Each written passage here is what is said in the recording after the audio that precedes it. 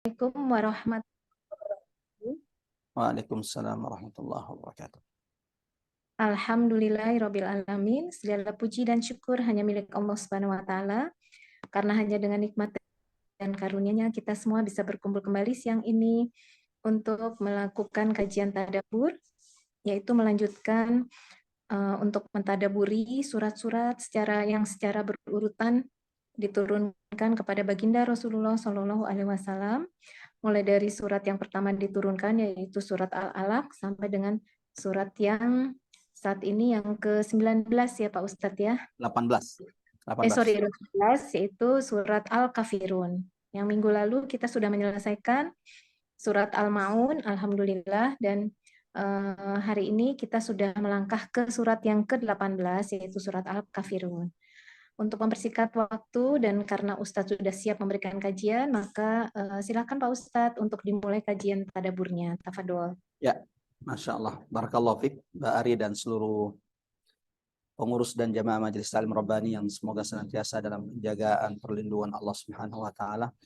Mudah-mudahan senantiasa diistiqomahkan Allah bersama Quran, mengajak, menyuruh umat Muhammad sallallahu alaihi wasallam untuk senantiasa kembali kepada Quran. Mari luruskan niat dan kita mulai kembali insyaallah tadabbur Quran kita yang saat ini kita sudah sampai di surah Al-Kafirun, surah yang Nabi juga anjurkan untuk dibaca sebelum tidur. Kalau selama ini yang kita tahu, yang kita dengar, yang bahkan mungkin kita sudah amalkan alhamdulillah, adalah kalau sebelum tidur membaca 3 qul. Qul huwallahu ahad, qul a'udzu birabbil falaq, dan qul a'udzu birabbin nas. Nah, salah satu ternyata surah yang juga dianjurkan Nabi untuk dibaca sebelum tidur adalah surah Al-Kafirun yang saat ini kita tadabburi. Mudah-mudahan insyaallah ada hikmah, ada ilmu, ada pencerahan, ada hidayah, petunjuk yang bisa kita petik dari surah Al-Kafirun, salah satu surah yang pertama-tama kali turun kepada Nabi SAW, di mana yang seperti yang sudah disampaikan oleh Mbak Ari bahwa surah ini adalah surah yang ke-18 sesuai dengan urutan turunnya Sallallahu Alaihi Wasallam. Kita mulai tadabbur Quran kita. Mudah-mudahan insyaallah Allah mudahkan kita bisa selesai hari ini dari surah Al-Kafirun ini. Bismillahirrahmanirrahim. Assalamualaikum warahmatullahi wabarakatuh. Alhamdulillah. Alhamdulillahilladzi la ilaha illa huwal ahadus samad. Lam yalid wa lam yulad wa lam yakul lahu kufuwan ahad. Ashhadu an la ilaha illallah wahdahu la syarika lah. وأشهد أن محمدا عبد الله ورسوله المبعوث رحمة للعالمين. اللهم صل وسلم على محمد وعلى آله وصحابته ومن تبعهم بإحسان إلى يوم الدين. أما بعد. اللهم ارفعنا بالقرآن، اللهم انفعنا بالقرآن، اللهم علمنا القرآن. سبحانك لا علم لنا إلا ما علمتنا إنك أنت العليم الحكيم. Qul inna salati wa nusuki wa mahyaya wa mamati lillahi rabbil alamin. Jamaah dirahmati Allah, ibu-ibu Majelis Ta'lim Rabbani, jamaah yang telah bergabung di tadabbur Quran kita pada kesempatan kali ini, Rabu 17 Mei. Mengawali tadabbur Quran kita pada kesempatan kali ini, sebagaimana yang Allah perintahkan di dalam Al-Quran, dalam Quran surah An-Nisa, afala yatadabbaruna al-Quran walau kana min 'indi ghairillah. Dalam Quran surah Muhammad, afala yatadabbaruna al-Quran am ala qulubin akfaluha, sebagaimana yang juga Allah perintahkan dalam Quran surah Sad, kitabun anzalnahu ilaika mubarakun. Quran adalah kitab panduan hidup yang Allah turunkan kepada Muhammad, mubarakun, penuh dengan keberkahan. Liyadabbaru ayatihi, agar ayat-ayatnya senantiasa ditadabburi. Waliyatadzakkara ulul albab, sebagaimana agar ayat-ayat Quran ini senantiasa dijadikan peringatan, pelajaran bagi orang-orang yang berakal. Mudah-mudahan kita termasuk yang senantiasa Allah mampukan untuk memetik mutiara-mutiara tadabbur, untuk memetik pelajaran dari keagungan ayat-ayat Allah yang diturunkan kepada baginda Nabi sallallahu alaihi wasallam. Mengawali tadabbur Quran kita pada kesempatan kali ini, saya ingin mengajak kepada seluruh jamaah sama-sama memulakan majlis kita ini dengan mengagungkan asma Allah di majlis ini. Subhanallah walhamdulillah wala ilaha illallah Allahu akbar. Mudah-mudahan saat ini ada rahmat, ada keberkahan yang Allah turunkan di tengah-tengah kita. Mudah-mudahan saat ini jemaah yang dirahmati Allah, ada malaikat-malaikat Allah yang kembali senantiasa beristighfar bagi setiap di antara kita. Mudah-mudahan saat ini majlis, perkumpulan, pertemuan, kajian kita saat ini sedang ditinggikan, sedang dibangga-banggakan Allah di hadapan majlis, di hadapan perkumpulan malaikat-malaikat Allah Subhanahu wa taala. Ibu-ibu yang dirahmati Allah, jamaah yang telah bergabung, seperti biasa Kak, sebelum kita mulai tadabbur Quran kita, mengkaji, menyelami keagungan, kedahsyatan ayat-ayat Allah di surah-surah yang akan kita tadabburi, kita akan sama-sama melembutkan hati kita. Kita akan sama-sama membaca dulu surah yang akan kita tadabburi. Bagi jamaah yang ingin mengikuti untuk membaca surah Al-Kafirun, boleh, silakan, tanpa harus mengaktifkan mikrofon. Mudah-mudahan insya-Allah setiap huruf kalimat yang kita baca dari surah ini mendapatkan pahala terbaik di sisi Allah, dilipat gandakan pahalanya dan menjadi pemberat timbangan amal kebaikan kita kelak di sisi Allah Subhanahu wa taala. Silakan buka Quran surah Al-Kafirun, surah ke-9 dalam urutan mushaf yang terdapat dalam juz 30 halaman 603. Halaman 603. Mudah-mudahan nanti ada pengurus atau jamaah yang membacakan terjemahan dari Quran surah ke-109 sesuai dengan urutan mushaf. Adapun urutan turunnya sebagaimana tadi sudah kita katakan bahwa surah ini adalah surah yang pertama-tama kali turun kepada Nabi sallallahu alaihi wasallam dan menjadi salah satu surah yang penting untuk kita tadabburi. Nabi menganjurkan membaca surah ini sebelum kita tidur di malam hari. Kita baca, jemaah yang dirahmati Allah, yang ingin memperbaiki bacaannya juga boleh mengikuti bacaan kami. A'udzu billahi minasy syaithanir rajim. Bismillahirrahmanirrahim. Qul ya ayyuhal kafirun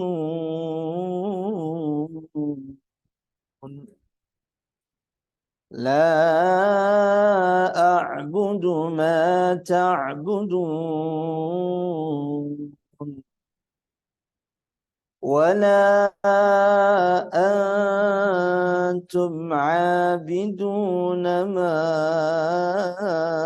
أعبد ولا أنا عابد ما عبدتم. Di ayat keempat ini perlu diperhatikan bacaannya. Wala ana, ini bacaannya pendek. Wala ana abidum ma, ini tasydid, ini mim tasydid perlu diperhatikan. Wala ana abidum ma abadtum. Nah, di sini di kalimat abadtum juga perlu diperhatikan. Jemaah yang dirahmati Allah, bukan abadtum tapi abadtum. ولا أنتم عابدون ما أعبد لكم دينكم ولي دين. اللهم ارحمنا بالقرآن Allahumma arhamna bil Quran. Allahumma arhamna bil Quran. Silakan. Kami minta salah satu dari jamaah atau pengurus Al-Marhamah, pengurus Majelis Taklim Rabbani membaca terjemahan dari surah Al-Kafirun ayat 1 sampai dengan ayat ke-6. Tafadhal, silakan. Silakan Ibu-ibu, mungkin ada yang berkenan untuk membantu membacakan terjemahan. Oke, kalau nggak ada, saya aja Pak Ustadz. Ya, silakan Mbak Ari. Masya Allah, barakallahu fiik. A'udzubillahi minasyaitonirrajim. Dengan nama Allah yang Maha Pengasih lagi Maha Penyayang. Katakanlah Muhammad, wahai orang-orang kafir, aku tidak akan menyembah apa yang kamu sembah. Dan kamu bukan penyembah apa yang aku sembah. Dan aku tidak pernah menjadi penyembah apa yang kamu sembah. Dan kamu tidak pernah pula menjadi penyembah apa yang aku sembah. Untukmu agamamu, dan untukku agamaku. Maha benar Allah dengan segala firman-Nya. Ya, Masya Allah. Allahumma arhamna bil Quran. Allahumma arhamna bil Quran. Allahumma rizukna tilawatul Quran ana al-laili wa atrafan nahar. Tidak ada yang bersentuhan dengan Quran kecuali akan mendapatkan keberkahan kemuliaan Al-Quran. Umur yang paling berkah adalah umur yang senantiasa kita gunakan bersama Quran. Harta yang paling berkah adalah harta kita yang berkaitan dengan Quran. Sebagaimana jamaah rahmatullah, ilmu yang paling berkah ada ilmu kita tentang ayat-ayat Allah Subhanahu wa taala. Mudah-mudahan Allah istiqomahkan kita bersama Quran dan Allah matikan kita di atas keistiqomahan kita terhadap ayat-ayat Allah Subhanahu wa taala. Di salah satu majelis saya pernah menyampaikan bahwa beberapa hari yang lalu, hari Jumat, Allahu Akbar, ada salah satu jamaah orang yang kami kenal soleh, Masya Allah. Menjadi pelajaran penting bagi kita bagaimana Allah wafatkan beliau dalam keadaan yang begitu indah. Meninggal di hari Jumat setelah sholat subuh berjamaah di masjid, setelah menyampaikan ilmu, dan ketika sedang membaca Quran. Allahu Akbar, nurun ala nur. Inilah cahaya di atas cahaya. Dan ini bukti bahwa hamba tersebut pasti telah dicintai oleh Allah. Nabi mengatakan dalam hadis, Innallah idza ahabba abdan, Allah itu kalau mencintai seorang hamba, assalahu istakhdamahu, maka Allah akan memberikan taufik, karunia kepada orang tersebut melakukan amal soleh, melakukan ibadah, ketaatan. Setelah melakukan ibadah, amal soleh, ketaatan tersebut, ia diwafatkan, ia dimatikan Allah Subhanahu wa taala. Allahu Akbar. Sama-sama kita berdoa, mudah-mudahan insya Allah Allah pun matikan kita dalam keadaan husnul khatimah. Tetapi ulama menyampaikan nasihat kepada kita bahwa engkau akan diwafatkan Allah. Engkau akan dimatikan Allah seperti apa yang menjadi kebiasaanmu saat ini. Jika ingin dimatikan dalam keadaan baik, maka perhatikan, sudahkah kebaikan itu menjadi tabiat, kebiasaan setiap di antara kita. Allahumma arhamna, Allahumma arhamna. Jamaah rahmatullah, ikhwatal iman azanallahu ayyakum ajma'in. Surah Al-Kafirun adalah surah yang pertama-tama kali turun kepada Nabi sallallahu alaihi wasallam. Surah ini sebagaimana dalam urutan turunnya kepada Nabi merupakan surah yang ke-18. Itu menunjukkan bahwa surah ini adalah surah Makkiyah, yaitu surah yang diturunkan Allah melalui malaikat Jibril al-Amin, ar-Ruh al-Qawi, malaikat pemimpin malaikat-malaikat Allah kepada baginda Nabi sallallahu alaihi wasallam sebelum hijrahnya Nabi dari kota Makkah ke Madinah al-Munawwarah. Qul ya ayyuhal kafirun, surah Al-Kafirun jemaah rahmatullah Allah memiliki beberapa nama. Di antara nama lain dari surah Al-Kafirun ini adalah surah Al-Ikhlas. Allahu Akbar. Jadi surah Al-Kafirun ini nama lainnya adalah surah Al-Ikhlas. Kenapa? Karena surah Al-Kafirun salah satu surah yang menjelaskan tentang ikhlas, kemurnian tauhid, akidah. Jadi kalau ingin memahami secara mendalam tentang la ilaha illallah, tentang akidah tauhid yang lurus, yang murni, yang benar, maka ada dua surah yang wajib kita fahami dengan benar. Yang pertama adalah surah Al-Ikhlas, yang kedua adalah surah Al-Kafirun. Pembahasan dua surah ini tentang kemurnian tauhid, la ilaha illallah, iman, akidah kita kepada Allah Subhanahu wa taala. Kalau ingin memahami makna la ilaha illallah, la ilaha illallah, tidak ada ilah, tiada Tuhan yang berhak disembah kecuali Allah, maka dua surah ini menjadi penjelasan tafsir dari kalimat la ilaha illallah. Surah Al-Kafirun dan surah Al-Ikhlas. Urutan di dalam mushaf, surah ini adalah surah ke-109. Coba yang membuka mushaf atau yang saat ini sedang memegang mushaf, coba perhatikan jemaah rahmat Allah, surah sebelum surah Al-Kafirun ini surah apa? Dan surah setelah surah Al-Kafirun ini surah apa? Kalau sudah dapat, Masya Allah, perhatikan baik-baik. Sebelum surah Al-Kafirun adalah surah Al-Kautsar. Ini sudah pernah kita tadabburi. Sebelum surah Al-Kafirun ada surah Al-Kautsar, yaitu surah yang bercerita tentang apa? Al-Kautsar itu kan tentang nikmat yang begitu besar. Setelah surah Al-Kafirun, ini adalah surah An-Nasr. Idza jaa nasrullah. Padahal surah An-Nasr, idza jaa nasrullahi wal fath. Ibu-ibu yang dirahmati Allah, merupakan salah satu surah yang min awakhir surah nuzulan, di antara surah-surah yang terakhir diturunkan kepada baginda Nabi sallallahu alaihi wasallam. Jadi An-Nasr ini, idza jaa nasrullahi wal fath, ini merupakan di antara surah-surah yang terakhir turun kepada Nabi. Makanya kalau kita tadaburnya sesuai dengan urutan turunnya surah, maka saya tidak tahu apakah kemudian Allah karuniakan sampaikan kita nanti mentadaburi surah An-Nasr, mengingat surah An-Nasr ini adalah surah yang terakhir turun. Tapi ada yang unik, jemaah rahmat Allah, tertibus suar, urutan surah ini tidak datang begitu saja. Allahu Akbar. Ada ilmu, ada pelajaran di balik urutan-urutan surah di dalam Quran ini. Surah Al-Kafirun sebelumnya adalah surah Al-Kautsar, yang berarti nikmat yang banyak yang Allah karuniakan kepada Nabi dan kepada umat Nabi Muhammad SAW. Ini memberikan isyarat, jemaah rahmat Allah, bahwa di antara nikmat karunia terbesar yang Allah berikan kepada seorang hamba,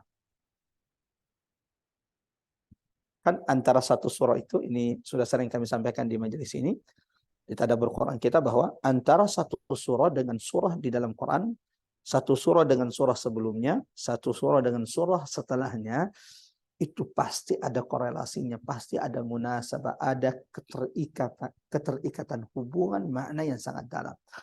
Surah Al-Kautsar, nikmat yang banyak. Setelahnya surah Al-Kafirun, qul ya ayyuhal kafirun, memberikan isyarat pelajaran bahwa di antara nikmat karunia Allah yang begitu besar kepada hambanya adalah ketika Allah Subhanahu wa ta'ala teguhkan dia di atas iman, ketika Allah sabarkan ia di atas iman dan tidak tergelincir kepada kekufuran. Sebagaimana Allah firmankan kepada baginda Nabi sallallahu alaihi wasallam, Quran surah Al-Isra surah ke-17 ayat 74. A'udzu billahi minasyaitonir rajim. Walaula an thabbatnak laqad kitta tarkanu ilaihim syai'an qalila. Allahu Akbar. Ini ayat Allah turunkan kepada Nabi. Dan Allah mengingatkan Nabi. Walaula an thabbatnak, salah satu nikmat karunia Allah berikan kepada Nabi apa? Kalaulah bukan kami yang meneguhkan wahai Muhammad. Ya Rabb. Kalau ini Nabi, bagaimana kita? Jadi memang kalau kita ini tidak dirahmati oleh Allah, tidak dijaga oleh Allah, tidak dilindung oleh Allah, tidak ada yang tidak tergelincir. kecuali mereka dilindungi, jaga, setelah mereka bersungguh-sungguh memohon penjagaan, perlindungan kepada Allah Subhanahu wa taala. Kalau Nabi saja hampir-hampir saja condong kepada kekufuran, kalaulah bukan dijaga, dilindungi, diteguhkan, disabarkan oleh Allah, gimana Umar Makkah? Gimana kita jamaah rahmatullah? Walaula an sabbatnak, kalaulah bukan kami yang telah meneguhkan Muhammad, laqad kitta tarkanu ilaihim syai'an qalila, hampir-hampir saja sedikit kamu akan condong kepada mereka. Allahu Akbar. Ini satu, bahwa di antara nikmat karunia Allah kepada saya, kepada kita semua adalah kalau Allah sabarkan, Allah teguhkan kita di atas Islam, atas la ilaha illallah, menjaga kita agar tidak tergelincir kepada kekufuran. Yang kedua jemaah rahmat Allah, setelah surah Al-Kafirun, surah An-Nasr. Allahu Akbar. Apa hubungannya? Apa korelasinya? Apa munasabahnya? Surah Al-Kafirun, qul ya ayyuhal kafirun. Katakan wahai Muhammad kepada mereka orang-orang kafir yang berusaha merayumu, berusaha bernegosiasi kepadamu, ya, berusaha melobimu agar engkau melakukan mereka, agar engkau beribadah seperti ibadahnya mereka, agar engkau menyembah apa yang mereka sembah sebagaimana mereka akan menyembah apa yang engkau sembah. Korelasinya dengan surah An-Nasr. Surah An-Nasr artinya apa? An-Nasr idza jaa nasrullah, apabila telah datang nasrullah, pertolongan dari Allah. Ini memberikan juga isyarat, kata ulama, ibu-ibu yang dirahmati Allah, bahwa kemenangan Allah itu akan Allah turunkan kepada umat ini idza jaa nasrullah. Kapan? Kalau umat ini sudah istiqomah, sudah teguh di atas imannya, di atas akidahnya, di atas tauhid, di atas la ilaha illallah, dan tidak condong kepada kekufuran.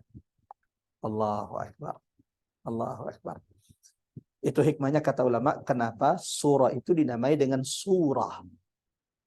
Jadi surah dalam Quran itu dalam bahasa Arab disebut dengan suratun. Hikmahnya adalah karena setiap surah itu menyisahkan makna pada surah berikutnya. Jadi kalau surah Al-Ikhlas, ia akan menyisahkan makna kepada surah sebelumnya dan surah setelahnya. Maka kalau ingin memahami surah Al-Ikhlas dengan benar, jemaah yang dirahmati Allah, berarti baca, tadabburi, perhatikan surah sebelumnya Al-Lahab dan surah setelahnya Al-Falaq. Ini sebagai muqaddimah jemaah yang dirahmati Allah Subhanahu wa taala, yang disebut dengan al-ilmu bil munasabat. Munasabat salah satu surah dengan surah yang lain, dan ini penting sesekali kita lakukan untuk semakin menambah pemahaman kita terhadap ayat-ayat Al-Quran, terhadap surah-surah yang diturunkan Allah kepada baginda Nabi sallallahu alaihi wasallam. Akhwatal iman azanallahu wa iyyakum ajma'in, jamaah rahmatullah Allah Subhanahu wa taala. Tidak ada yang bisa kita ucapkan di awal tadabbur surah Al-Kafirun ini kecuali mengucapkan puji syukur kita kepada Allah. Alhamdulillah. Alhamdulillah yang telah menurunkan surah ini sebagai penjaga bagi umat Nabi Muhammad sallallahu alaihi wasallam agar mereka tidak tertipu, terpedaya sehingga tergelincir kepada kekufuran. Masih ingat tadi surah Al-Isra, surah 17 ayat 74, walaula an thabbatna, kalaulah bukan kami yang meneguhkanmu, menyabarkanmu di atas Islam wahai Muhammad, laqad kita tarkanu ilaihim syai'an katsira. Kalau ini kepada Nabi, gimana kita? Terlebih di tengah fitnah, ujian saat ini jemaah rahmatullah Allah Subhanahu wa taala. Orang yang berpegang teguh kepada agamanya terkadang disebut dengan ekstremis, terlalu kaku dalam beragama, sementara mereka yang melakukan perkara hal yang dibenci, dilarang oleh Allah Subhanahu wa taala, mereka yang mencampur adukkan akidahnya, agamanya, sampai kemudian ia tidak menjadi jelas antara tauhid dengan kesyirikannya, dianggap moderat, dianggap seharusnya inilah Islam rahmatan lil alamin, la haula wala quwata illa billah. Mudah-mudahan Allah jaga, Allah lindungi kita jamaah rahmatan Allah Subhanahu wa taala. Maka rahmat Allah kepada kita ini turunnya surah Al-Kafirun. Kalau tidak ada surah Al-Kafirun, saya tidak membayangkan bagaimana kondisi umat hari ini yang pasti sudah ikut-ikutan, sudah mencampur adukkan akidah, iman, tauhid mereka dengan kesyirikan, dengan kekufuran. Kalau tidak ada surah ini. Adanya orang kemudian dari kaum muslimin yang masih terpedaya bahwa semua agama itu benar saat ini, ya orang itu pilihan, ya semua agama itu kan ujung-ujungnya sama juga, menyembah Tuhan, menyembah Allah. Toh namanya juga sama. Di tempat ini namanya juga Allah, di sini juga namanya Allah, kan sama-sama menyembah Tuhan yang sama. Padahal sudah turun surah Al-Kafirun. Bagaimana kalau tidak turun surah Al-Kafirun? Allahu Akbar. Mudah-mudahan setelah tadabbur surah ini semakin meneguhkan, menguatkan tauhid la ilaha illallah, pemahaman kita terhadap la ilaha illallah, dan Allah menjaga kita dari kekufuran, tergelincir kepada kemusyrikan yang dimurkai, dibenci oleh Allah. Mengingat kita ini hidup di akhir zaman, di masa yang penuh fitnah. Yang Nabi SAW sebutkan dalam hadis jamaah rahmatullah, la taqumus saah. Tidak akan terjadi kiamat. La tattabi'anna sunana man kana qablakum, sampai umat ini ikut-ikutan melakukan perilaku perbuatan umat-umat sebelum kita. Allahu Akbar. La tattabi'anna, sungguh kalian akan mengikuti perilaku perbuatan ahli kitab sebelum kalian. Walau dakhalu juhra tabbin, bahkan kalau mereka, kata Nabi SAW, masuk ke lubang biawak, kalian juga akan mengikuti mereka. Artinya kalau yang mereka lakukan kekufuran, kesyirikan, mereka juga mengikuti, melakukan seperti apa yang mereka lakukan. Kecuali mereka yang dijaga oleh Allah, mereka yang dilindungi oleh Allah Subhanahu wa taala, mereka yang mendengarkan peringatan-peringatan Allah, pelajaran-pelajaran tadzkirah yang Allah turunkan pada ayat-ayat pada Al-Quran yang diturunkan kepada Nabi sallallahu alaihi wasallam. Dzalikal kitabu la raiba fihi hudan lil muttaqin. Suatu saat, ini masih mukadimah tentang surah, kita belum masuk.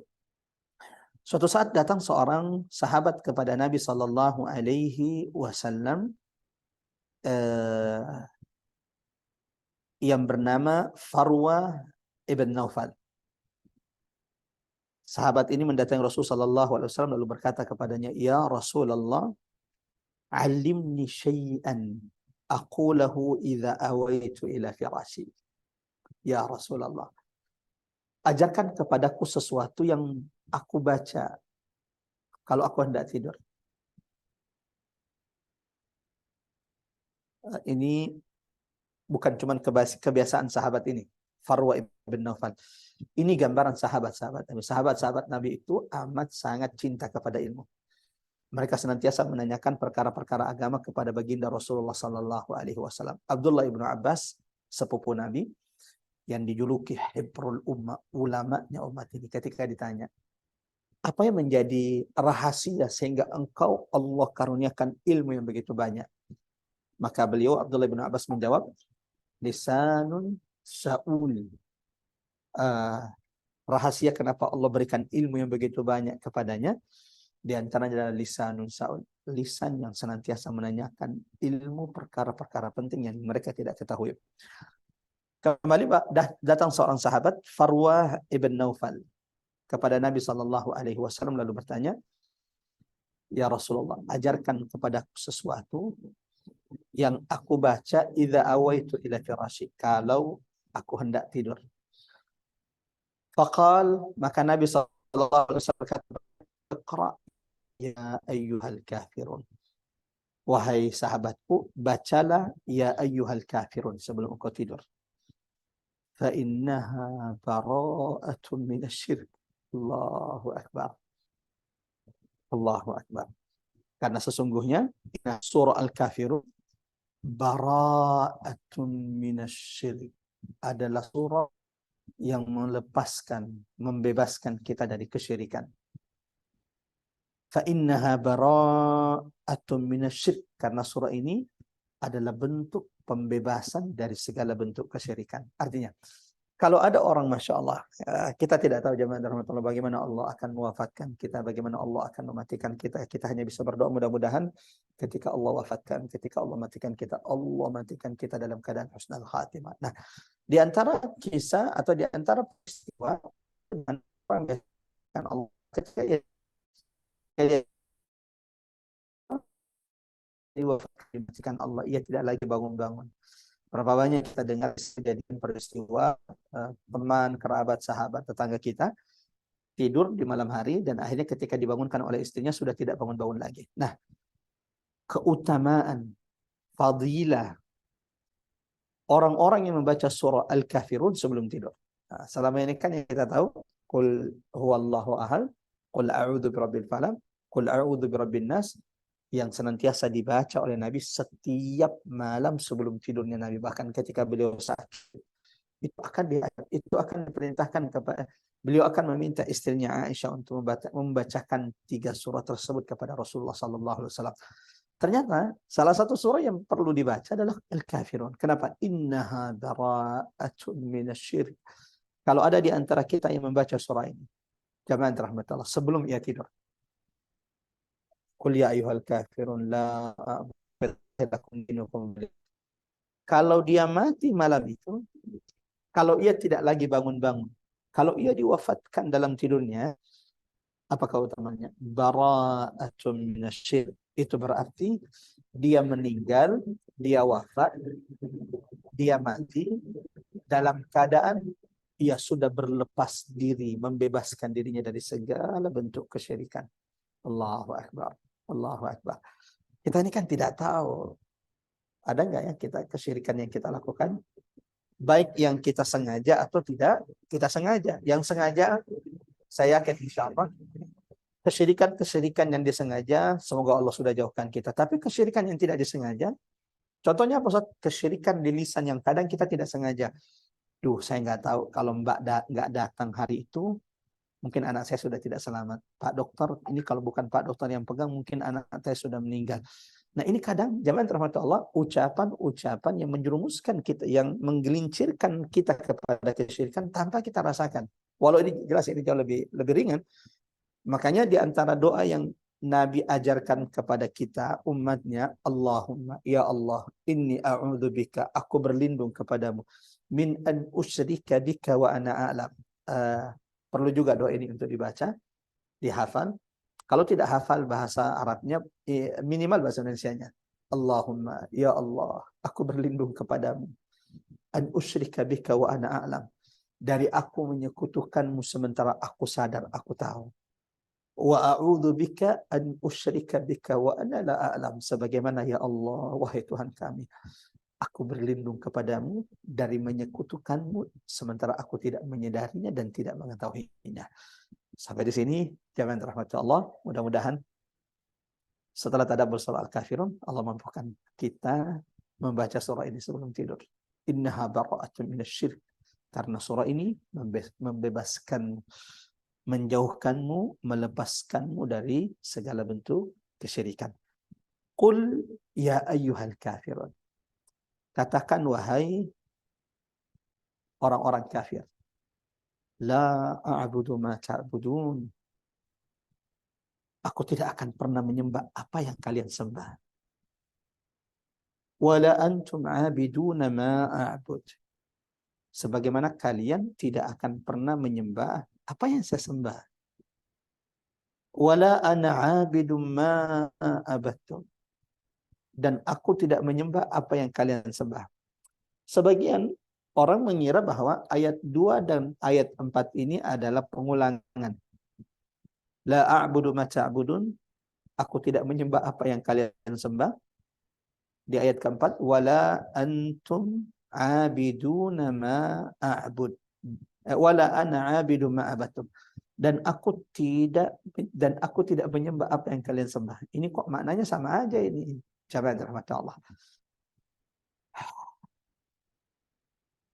Dua ayat ini bukanlah pengulangan. Ada makna, ada penekanan yang berbeda di dua ayat ini. Nanti akan kita bahas. Wala antum aabiduna ma a'bud, sebagaimana ayat 3 dan ayat 5 ini juga bukan pengulangan. Walau lafaz teksnya sama, wala antum aabiduna ma a'bud. Kemudian ayat kelima, wala antum aabiduna ma a'bud.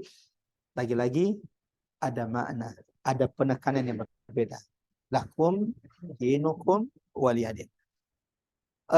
Jamaah rahmat Allah, ikhwatal iman azanallahu wa iyyakum ajmain.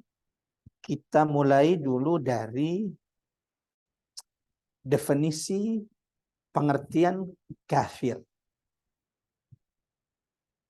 Mengingat kalimat ini jamaah rahmat Allah yang harus difahami dengan benar.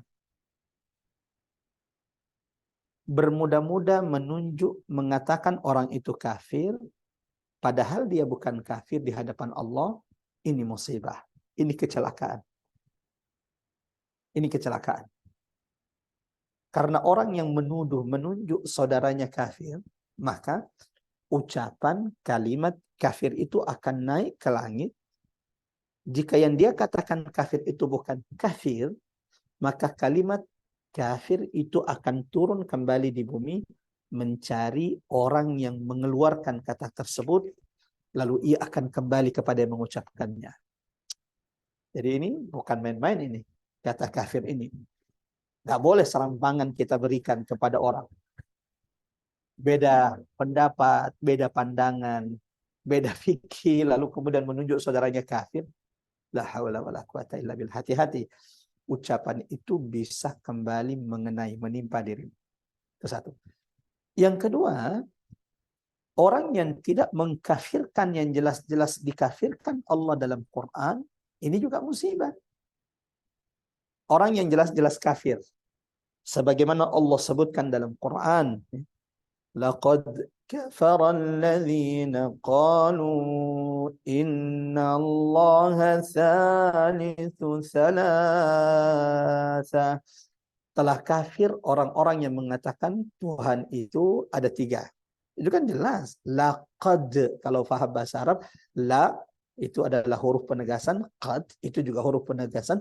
Laqad kafara, sungguh amat telah kufur. Siapa yang Allah tegaskan benar-benar telah kafir? Siapapun yang mengatakan annallaha tsalitsu tsalasa, bahwa Tuhan itu ilah, yang disembah itu ada tiga. Nah, serampang. Jadi memang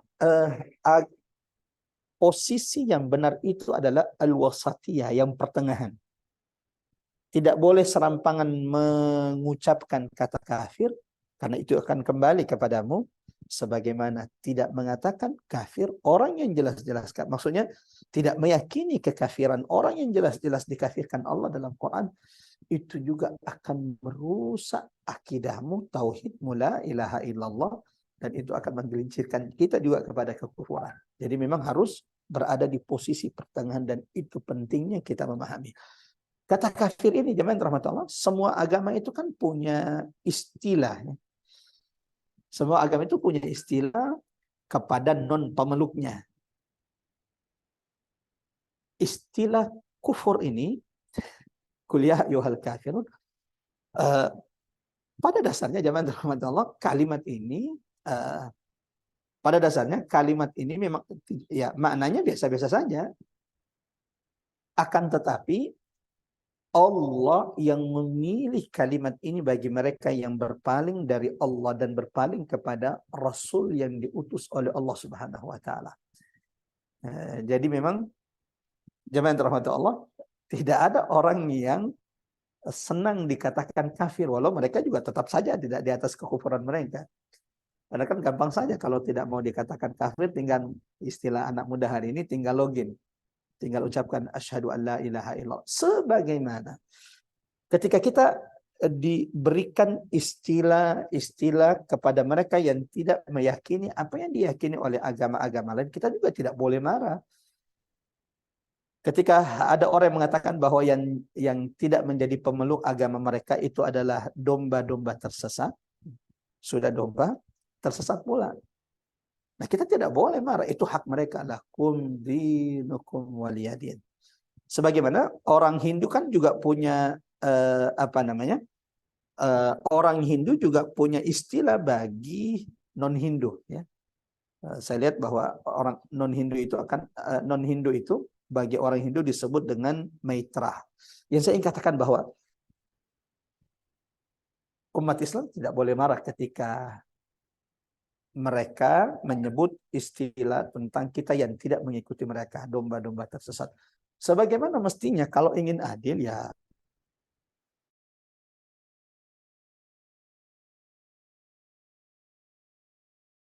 pun yang tidak beriman kepada Allah dan tidak beriman kepada Muhammad sallallahu alaihi wasallam, berarti kan mereka itu siapa? Qul ya ayyuhal kafirun. Kata kafir dalam bahasa, jamaah rahmatullah, ikhwatal iman azanallahu wa iyyakum ajmain. Pengertian kata kafir itu diambil dari kata kafara yakfuru, al-kufru atau al-kafru, itu berarti penutup. Jadi sebenarnya kata kafir itu lembut. Kafir itu berarti apa? Tertutup.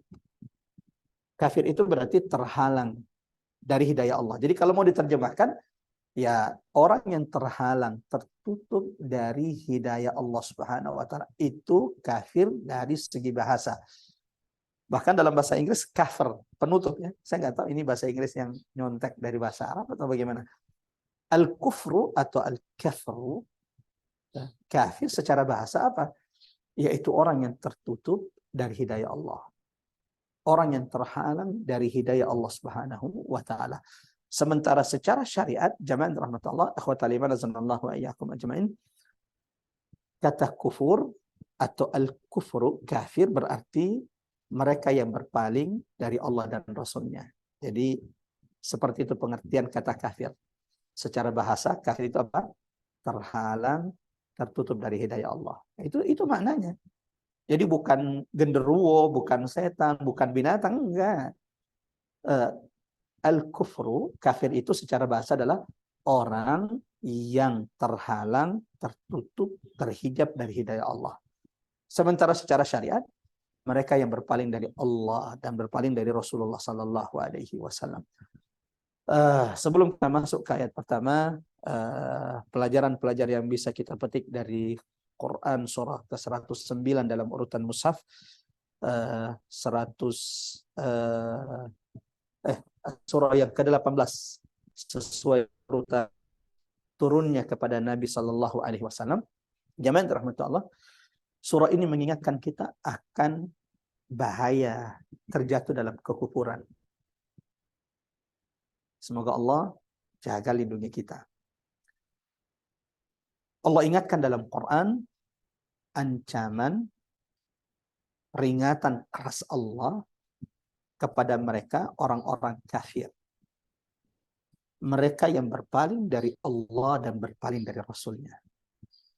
Dan itu peringatan bagi kita. Mudah-mudahan kita tidak tergelincir kepada kekufuran.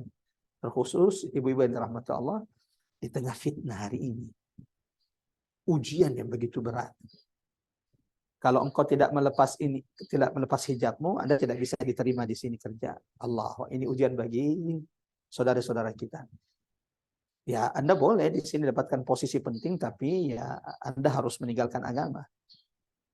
Sehingga Nabi pernah mengingatkan kita semua. Badiru bil a'mali fitana. Bersegeralah kalian wahai sahabatku memperbanyak amal soleh sebelum datang fitnah, ujian yang begitu berat kepada kalian. Sampai Nabi itu menggambarkan ketika masa ujian fitnah ini telah datang kepada umat Nabi Muhammad sallallahu alaihi wasallam. Nabi mengatakan yusbihur rajulu mu'minan wa yumsi kafira. Engkau akan mendapati ada orang di pagi hari masih beriman. Ingat. Yusbihur rajulu mu'minan. Di pagi hari orang itu masih mukmin. Bukan cuma sekedar muslim, pagi itu dia masih mukmin, masih beriman kepada Allah. Allahu Akbar. Ini menakutkan hadis ini. Mudah-mudahan Allah jaga kita, keturunan, keluarga kita. Amin ya rabbal alamin. Kata Nabi, kalau sudah datang masa yang penuh fitnah ujian itu, engkau akan mendapati ada orang yusbihur rajulu mu'minan, di pagi hari dia masih mukmin, bukan sekadar muslim, mukmin kata Nabi. Wa yumsi kafira. Tapi di malam hari ia telah berubah menjadi kafir. Sebaliknya kata Nabi, yumsi ar-rajulu mu'minan. Ada orang di sore hari dia masih beriman kepada Allah, malam hari ia masih tidur di atas iman, di atas tauhid, di atas la ilaha illallah. Wa yusbihu kafira. Tapi di pagi harinya ia telah kafir, kufur pada Allah Subhanahu wa taala. Allahu akbar. Allah berulang-ulang Allah di dalam Quran, jamaah rahmat Allah. Ini pelajaran pertama bahwa surah ini mengingatkan kita agar tidak tergelincir akan bahaya kekufuran, agar kita senantiasa berdoa kepada Allah agar kita tidak tergelincir kepada kekufuran yang dibenci oleh Allah Subhanahu wa taala. Allah berulang-ulang menegaskan dalam Quran ancaman, peringatan yang menentang Allah dan Rasulnya kepada mereka yang memilih kekufuran daripada iman kepada Allah Subhanahu wa taala. Saya akan bacakan beberapa ayat dalam Al-Quran bagaimana ancaman peringatan Allah. Dalam Quran surah Al-Baqarah surah kedua ayat ke-6, innal ladzina kafaru sawa'un 'alaihim, orang-orang yang telah kufur itu, orang-orang kafir itu sama saja bagi mereka. Anzartahum am lam tunzirhum la yu'minun. Engkau beri mereka peringatan atau tidak wahai Muhammad, mereka tidak akan beriman. Allahu akbar. Bahaya kalau orang itu sudah jatuh kepada kekufuran. Khatamallah. Yang bahaya kalau ia sudah jatuh kepada kekufuran dan Allah menutup hati mereka. Khatamallahu ala qulubihim wa ala sam'ihim. Allah tuh pendengaran mereka sehingga ayat yang didengarkannya tak sedikit pun menjadi peringatan bagi mereka. Wa ala absarihim, dan pada penglihatan pandangan-pandangan mereka ada penutup, ada hijab. Di ayat lain Quran surah Al-Baqarah ayat 161. Bahaya tergelincir kepada kekufuran. Ini perlu saling diingatkan jemaah rahmat Allah. Mari jaga anak-anak kita. Berapa banyak kita dengar kasus-kasus jemaah rahmat Allah, bapaknya Masya Allah baik agamanya, bapaknya tidak pernah meninggalkan sholat di masjid, namun anaknya setelah kuliah di luar negeri, setelah anaknya dewasa, tiba-tiba anaknya memilih kekufuran. Lalu mengatakan bahwa kan semuanya sama. Semuanya sama. Toh semuanya mengimani Tuhan yang sama. La haula wala quwata illa billah. Quran surah 161 Allah ingatkan, innal ladzina kafaru wa matu wa hum kuffar.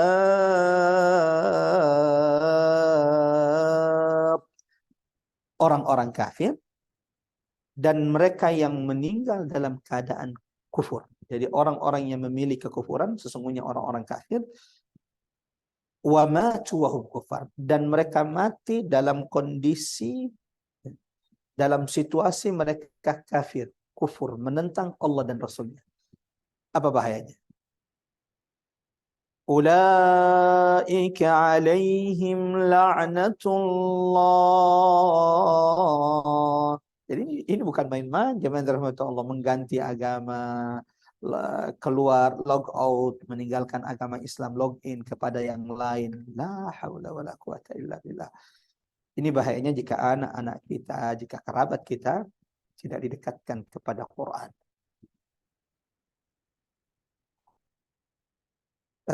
Coba perhatikan ayat ini, mengerikan nih. Ayat Quran surah Al-Baqarah, surah kedua ayat 161. Sesungguhnya orang-orang kafir dan mereka mati dalam keadaan kafir. Ulaika alaihim la'natullah. Jadi nggak bisa dianggap biasa punya sepupu, punya kerabat, punya keponakan memilih keluar Islam, terus dianggap biasa ketemu, nggak ada nasihat kepada mereka, nggak ada nasihat kalau kemudian yang dia lakukan ini adalah perkara yang sangat mengerikan, ini perkara di hadapan Allah Subhanahu Wa Taala. Kenapa? Ketika dia kemudian meninggalkan agama Allah yang benar, yang hak ini, ketika dia meninggalkan iman ini, masuk kepada kekufuran, murtad dari agama Allah, meninggal dalam keadaan kafir, ulaika alaihim la'natullah. Kalau sampai dia mati di atas kekufuran, maka baginya laknat Allah. Allahu Akbar. Ayatnya jelas. Ulaika alaihim la'natullah. Orang itu, mereka adalah laknat Allah atas mereka. Wal malaikah. Bukan cuman Allah yang melaknat ternyata. Mereka yang mati dalam keadaan kafir, jamaah rahmat Allah, mereka dilaknat juga oleh malaikat Allah. Ya Rabb. Wan nasi ajma'in. Karena mereka dilaknat oleh seluruh manusia. La haula wala quwata illa billah. Allahumma inna na'udzubika minal kufur. Ya Allah, sungguh kami semua berlindung kepadamu dari tergelincir kepada kekufuran. Saya cukupkan 3 ayat. Ada banyak ayat dalam Quran peringatan Allah kepada mereka yang memilih kekufuran daripada iman kepada Allah. Quran surah ketiga Ali Imran ayat 10. Innal ladzina kafaru, sesungguhnya orang-orang kafir, lan tughniya anhum amwaluhum wala auladuhum minallahi syai'a. Orang-orang kafir itu, kata Allah, mereka itu tidak akan pernah bermanfaat sedikit pun harta-harta mereka, anak-anak mereka di hadapan Allah sedikit pun. Jadi kalau di hari kiamat, jemaah rahmatullah, anaknya ustaz, anaknya kayak besar, tapi bapaknya belum sempat mu'alaf. Bapaknya tetap memilih mati dalam keadaan kufur. Di akhirat, jemaah rahmatullah, anaknya tersebut tidak akan sedikit pun, coba lihat, minallahi syai'a, sedikit pun hari itu tidak akan memberikan manfaat kepadanya yang kafir. Dan Allah tutup ayatnya, wa ulaika hum waqudun nar. Mudah-mudahan poin pertama ini menjadi peringatan betul bagi kita bahwa surah Al-Kafirun di antara pelajaran peringatan yang bisa kita petik dari surah ini, jemaah rahmat Allah, surah ini mengingatkan kita agar. Yang kedua, jemaah rahmat Allah, qul ya ayyuhal kafirun la a'budu ma ta'budun wa la antum 'abiduna ma a'bud. Di antara pelajaran penting tadabbur yang bisa kita petik dari surah ke-18 sesuai urutan turun kepada baginda Nabi sallallahu alaihi wasallam. Dari dulu, mohon dicatat baik-baik. Definisi kafir sudah kita jelaskan. Bahaya menjadi orang kafir di hadapan Allah juga sudah kita jelaskan. Ayat-ayat sudah kita bacakan. Yang kedua, jemaah rahmat Allah, qul ya ayyuhal kafirun la a'budu ma ta'budun wa la antum 'abiduna ma a'bud. Surah Al-Kafirun di antara tadabbur, hidayah, pelajaran penting dari surah ini dari dulu sampai hari ini. Sunnatullah, sudah menjadi sunnatullah dari dulu sampai hari ini. Dari awal diutusnya Nabi sallallahu alaihi wasallam menyebarkan Islam rahmatan lil alamin bagi semesta alam di jazirah Arab. Dari dulu sampai hari ini, surah ini, ayat ini, Quran mengingatkan kepada kita di surah Al-Kafirun ini bahwa orang-orang kafir tidak akan pernah berhenti sampai kita mengikuti kekufuran mereka. Dari dulu sampai hari ini, mereka akan terus berusaha melakukan segala cara agar umat Nabi Muhammad sallallahu alaihi wasallam mau mengakui kebenaran kekufuran mereka, kesyirikan mereka. Dari dulu sampai hari ini mereka akan berusaha, jamaah yang dirahmati Allah, agar kita juga melakukan apa yang mereka lakukan dan mereka siap melakukan apa yang kita lakukan. Selama kita mau mengikuti kesyirikan, kekufuran yang mereka lakukan. Maka Allah turunkan surah ini. Qul, katakan, ya ayyuhal kafirun, orang kafir, la a'budu ma ta'budun wa la antum abiduna ma a'bud. Ada sebab turun surah ini. Sababun nuzul surah ini. Apa sababun nuzulnya? Di awal-awal Islam, orang-orang kafir Quraisy itu kan melakukan segala cara agar Nabi berhenti berdakwah, mendakwakan tauhid, mendakwakan la ilaha illallah. Sebagaimana ini disebutkan oleh sahabat Nabi Ibnu Abbas radhiyallahu anhuma, kisah peristiwa sampai Allah menurunkan surah Al-Kafirun ini. Kata Ibnu Abbas radhiyallahu anhuma, jamaah rahmatullah, sebagaimana tadi saya katakan bahwa orang kafir itu, orang Quraisy itu, orang musyrik di Makkah itu melakukan segala hal agar Nabi berhenti dari dakwanya. Mereka sampai mendatangi pamannya Abu Talib lalu mengatakan, ya Abu Talib, sampaikan kepada keponakanmu kalau dia mau berhenti dari dakwanya, in arada malan jama'na lahu malan. Kalau dia mau berhenti setelah kami kumpulkan harta yang banyak untuknya, maka kami akan kumpulkan harta yang banyak kepada Muhammad.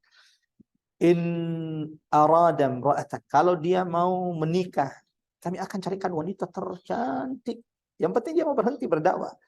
Yang ketiga, kalau dia ingin kepemimpinan, malakna, kami akan jadikan dia pemimpin asal agar dia berhenti berdakwah.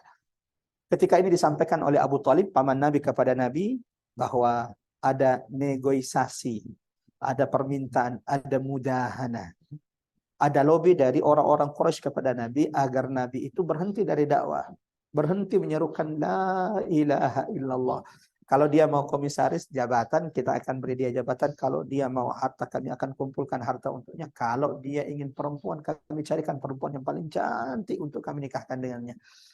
Nabi tidak ada yang keluar dari lisannya kecuali berkata kepada pamannya, ya wahai paman, lau wada'u syamsa an yamin, seandainya mereka meletakkan matahari di tangan kananku, wal qamara an shimali, dan meletakkan bulan di tangan kiriku, ala an atruka hadzal amr, agar aku meninggalkan agama ini, lan atrukahu, demi Allah aku tidak akan pernah meninggalkannya. Allahu akbar. Keteguhan yang diajarkan Nabi sallallahu alaihi wasallam kepada setiap kita umat Nabi Muhammad sallallahu alaihi wasallam. Datang orang-orang kafir Quraisy kepada Nabi, jadi mereka karena itu tidak berhasil mereka lakukan, maka mereka akhirnya mendatangi Nabi sallallahu alaihi wasallam. Beberapa pembesar-pembesar Quraisy itu, kata Abdullah ibnu Abbas, mendatangi Nabi sallallahu alaihi wasallam untuk apa? Negosiasi kepada Nabi, agar Nabi mau sedikit saja toleran dalam bahasa hari ini. Toleransi, mau mengakui kebenaran kesyirikan, kekufuran mereka. Mereka datang kepada Nabi sallallahu alaihi wasallam, lalu mereka berkata, ya Muhammad, begini saja. Bagaimana kalau engkau menyembah Tuhan kami 1 tahun dan kami nanti juga akan menyembah Tuhanmu 1 tahun? Kan ini adil. Kami menyembah Tuhanmu 1 tahun dan engkau menyembah Tuhan kami 1 tahun. Kalau selama 1 tahun itu kami dapati bahwa agamamu memang benar, wahai Muhammad, kami akan ikut semuanya. Ini kalau hari ini ada yang menawarkan begini, jamaah rahmatullah Allah, makanya di awal saya katakan alhamdulillah, kasih sayang Allah, rahmat Allah. Di antara rahmat kasih sayang Allah kepada umat Nabi Muhammad adalah turunnya surah Al-Kafirun, benteng penjaga bagi umat ini agar tidak tergelincir kepada kekufuran. Turun saja surah ini, berapa banyak di umat kita, generasi muda kita yang terjatuh kepada kekufuran. Semua agama itu benar, jangan terlalu ekstrim. La haula wala quwata illa billahil aliyyil azim. Allahumma inna na'udzubika minal fitan. Jadi mereka bilang, wahai Muhammad, bagaimana kalau Anda itu menyembah Tuhan kami setahun, kami juga menyembah Tuhanmu setahun, dan kalau kami dapati bahwa ternyata agamamu, ajaran agamamu itu benar, maka semuanya kami akan login, semuanya kami akan masuk Islam, mengikuti Muhammad. Dan seandainya agama kami, Tuhan kami itu benar, berarti itu berarti bahwa setidaknya engkau sudah menyembah Tuhan yang benar. Allahu Akbar. Tipu daya yang kalau secara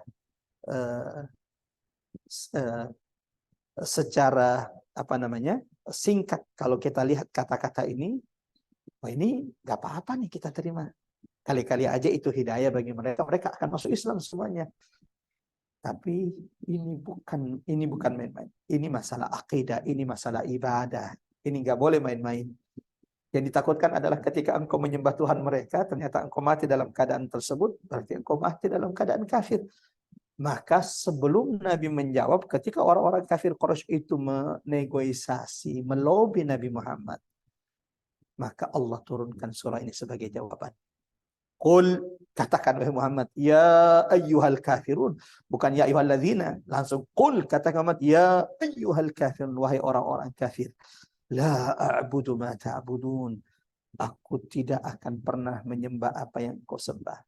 Wala antum 'abiduna ma a'bud, bahkan kalaupun kalian pura-pura ikut menyembah apa yang kami sembah, sementara kalian tetap kepada kekufuran kalian, kalian tidak akan menyembah apa yang kami sembah. Wala ana 'abidum ma abattum, dan aku tidak akan pernah menyembah apa yang kalian sembah.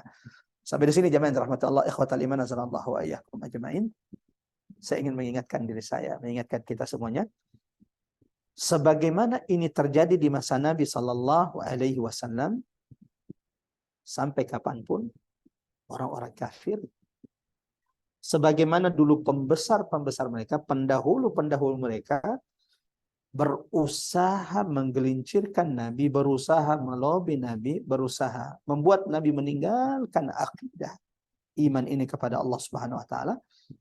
Walau dengan negosiasi yang sepertinya sepintas bolehlah, tapi Allah tegaskan, katakan Muhammad, aku tidak akan pernah menyembah apa yang kalian sembah, dan kalian tidak akan pernah menyembah apa yang kami sembah.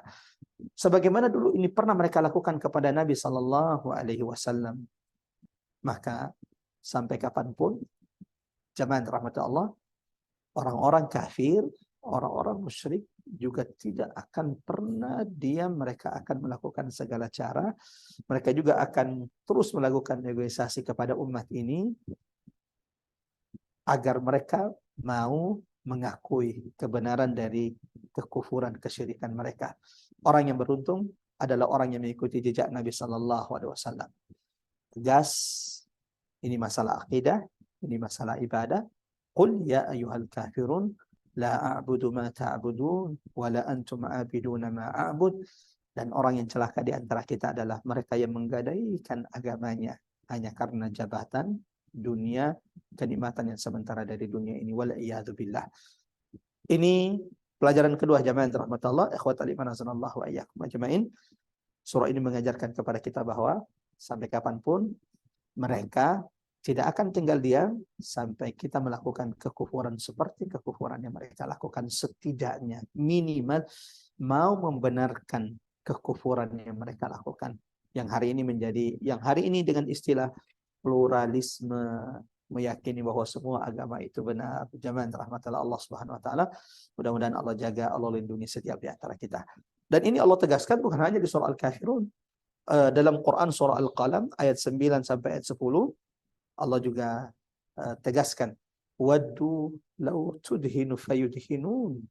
Mereka berharap kalian melemah dari agama kalian. Kalian mau meninggalkan prinsip-prinsip akidah yang kalian pegang teguh, sebagaimana mereka siap untuk melakukan itu.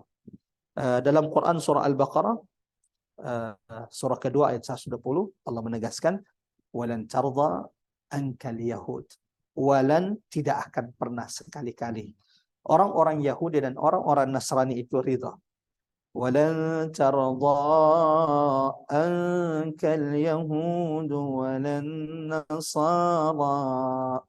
Orang Yahudi dan Nasrani itu kata Allah, Quran surah Al-Baqarah, surah kedua ayat 120.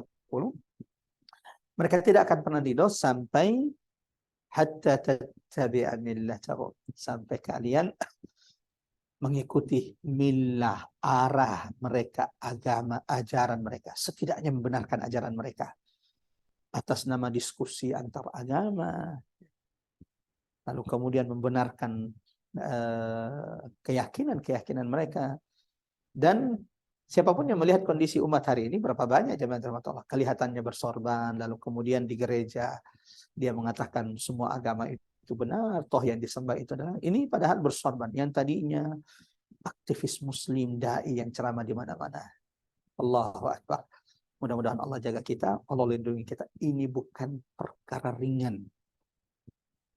Tergelincir kepada kekufuran, membenarkan kesyirikan, kekufuran mereka yang Allah telah tegaskan dalam Quran, akan menggelincirkan kita kepada kekufuran mereka. Dan Allah sudah ingatkan kita bagaimana orang kafir jika tidak berhenti dari kekufuran mereka sampai mereka meninggal, ulaika alaihim la'natullah, mereka akan dilaknat oleh Allah, dilaknat oleh seluruh malaikat Allah di langit dan di bumi. Bukan cuma itu, wan nasi ajmain, dan dilaknat oleh seluruh manusia. Jangankan dilaknat seluruh manusia aja, bagaimana sempitnya hidup kita kalau semua orang tiba-tiba melaknat, membuli kita. Itu baru manusia. Lalu bagaimana jika yang melaknatmu adalah malaikat Allah? Allahu Akbar. Ada berapa jumlah malaikat Allah? Jumlah malaikat Allah itu jemaah rahmat Allah, menurut Athar Amr bin As, 9 kali lipat dari jumlah manusia dan jin yang digabungkan. Jumlah jin itu 9 kali lipat lebih banyak dari jumlah manusia. Jumlah malaikat 9 kali lipat lebih banyak jika jin dan manusia itu digabungkan. Semua malaikat akan melaknatmu jika engkau mati dalam kekufuran. Dan yang paling menakutkan, yang melaknat orang-orang kafir ketika mereka mati dalam kekufuran adalah ulaika alaihim la'natullah. Allah Subhanahu wa taala Rabbul alamin, pemilik alam semesta, Maliki yaumiddin, penguasa hari pembalasan, yang menyelamatkan siapa yang diselamatkan dan mengazab orang-orang yang kufur kepada Allah Subhanahu wa taala. Dari awal Allah sudah tegaskan, ulaika alaihim la'natullah. Sekali lagi, alhamdulillah Allah turunkan surah Al-Kafirun. Kalau tidak ada surah Al-Kafirun, saya nggak tahu gimana kita semuanya. Mungkin kita juga sudah membenarkan kekufuran mereka, kita juga sudah mengakui kebenaran daripada akidah kesyirikan mereka yang mengatakan Tuhan itu ada 3. Dan bisa jadi kekufuran yang lebih bisa kita benarkan. Namun kasih sayang Allah, rahmat Allah kepada umat Nabi Muhammad, Allah turunkan surah Al-Kafirun. Tidak ada orang yang memahaminya, membacanya, mengamalkannya, kecuali bara'atun minasyirik. Surah ini akan menjaga. Surah ini akan menjauhkan. Surah ini akan membebaskan kita dari kesyirikan. Pelajaran ketiga jamaah rahmatullah Allah, ikhwatal iman azanallahu wa iyyakum ajmain. Islam agama rahmatan lil alamin. Jangan juga disalahfahami surah ini. Ada bab yang namanya muamalah, hubungan sosial kita kepada manusia. Ada bab dalam agama kita ini yang tidak boleh abu-abu. Kalau engkau abu-abu di bab ini, engkau akan jatuh kepada kemunafikan. Orang munafik itu adalah orang yang abu-abu di bab ini. Apa itu? Abu-abu di bab tentang akidah, tauhid, dan ibadah kepada Allah. Ini nggak boleh main-main. Di bab ini nggak boleh ada abu-abu. Dia hitam dan putih. Qul ya ayyuhal kafirun la a'budu ma ta'budun wa la antum abiduna ma a'bud. Ya. Nanti kita buka sesi tanya jawab insyaallah. Ya. Jangan disalahfahami surah ini bahwa kalau begitu umat Islam nggak boleh ada muamalah dengan orang kafir. La, bukan itu maksudnya. Nabi Muhammad sallallahu alaihi wasallam, laqad kana lakum fi Rasulillahi uswah, teladan terbaik kita. Nabi Muhammad itu tersenyum kepada siapapun. Nabi Muhammad itu menjelang wafatnya menggadaikan baju besinya kepada seorang Yahudi. Nabi Muhammad itu, jemaah rahmatullah, punya pelayan laki-laki, gulam Yahudi, yang ketika dia sakit, Nabi mendatangi Yahudi tersebut, anak laki-laki yang menjadi pembantu Nabi. Nabi mendatangi, menjenguknya, sampai ketika Nabi mendatanginya, Rasulullah melihat tanda-tanda kematian di wajah orang tersebut, di wajah anak itu, maka Nabi segera mengajaknya masuk Islam. Kenapa? Kalau dia mati dalam keadaan dia Yahudi, ya, bukan berada di atas tauhid, bukan berada di atas agama yang dibawa oleh Nabi Musa, karena kitab Tauratnya sudah dirubah, ajarannya sudah dirubah.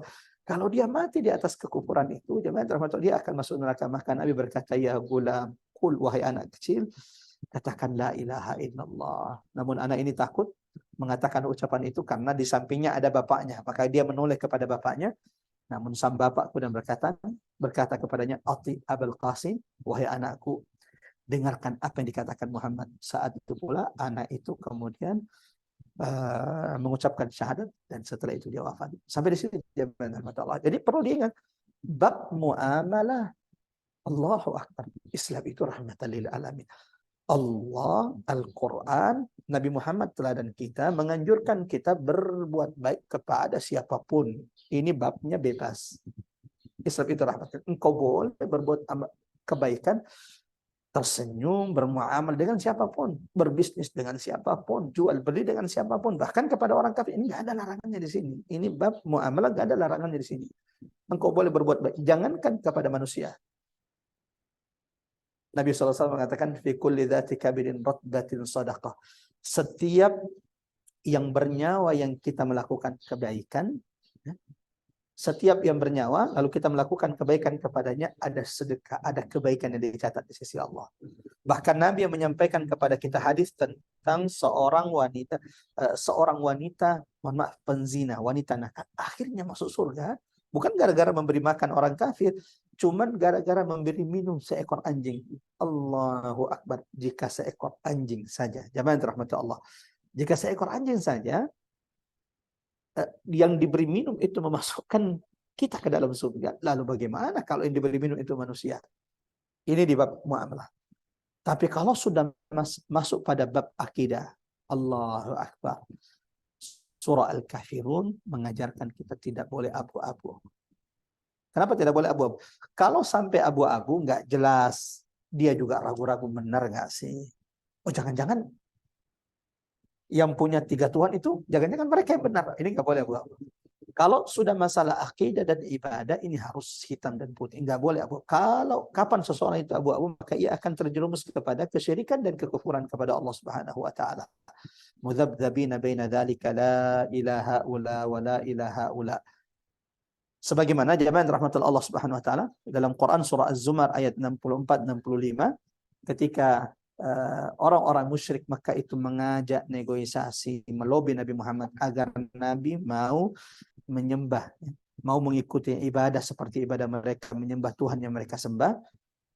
Allah turunkan, Allah tegaskan di Quran surah Az-Zumar ayat 64-65, qul afa ghairallah, apakah selain Allah, ta'muruni